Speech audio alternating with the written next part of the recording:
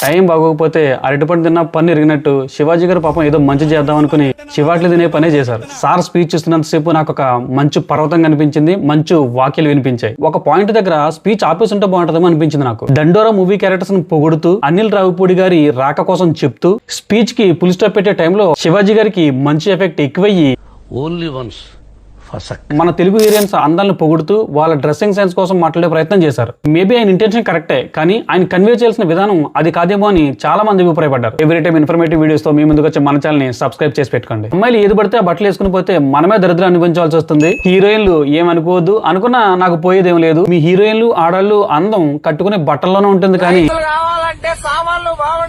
సామాన్లు కనబడే దాంట్లో ఏం ఉండదు. ఇన్ కేస్ మంచి బట్టలు వేసుకోకపోతే చూసేటప్పుడు నవ్వుతూనే మాట్లాడతారు, కానీ దరిద్రం ఉండ ఇలాంటి బట్టలు వేసుకుంది ఏంటి, కాస్త మంచి బట్టలు వేసుకోవచ్చు కదా, బాగుంటావు కదా అనాలనిపిస్తుంది, కానీ అనలేం అని అన్పార్లమెంటరీ మాటలు మాట్లాడారు. శివాజీ గారు ఎండ్ ఆఫ్ ది స్పీచ్ లో మాట్లాడిన ఈ అన్పార్లమెంటరీ వర్డ్స్ మీతో పాటు నాకు కూడా తప్పుగా అనిపించాయి. చెప్పొచ్చు, కానీ మీరు ఇలా ఉండాలి, ఈ బట్టలు వేసుకోవాలని చెప్పడానికి మీరు ఎవరండి అని అనసూయ గారు నల్ల కలజోడు పెట్టుకుని మరీ రిక్వెస్ట్ గా చెప్పారు.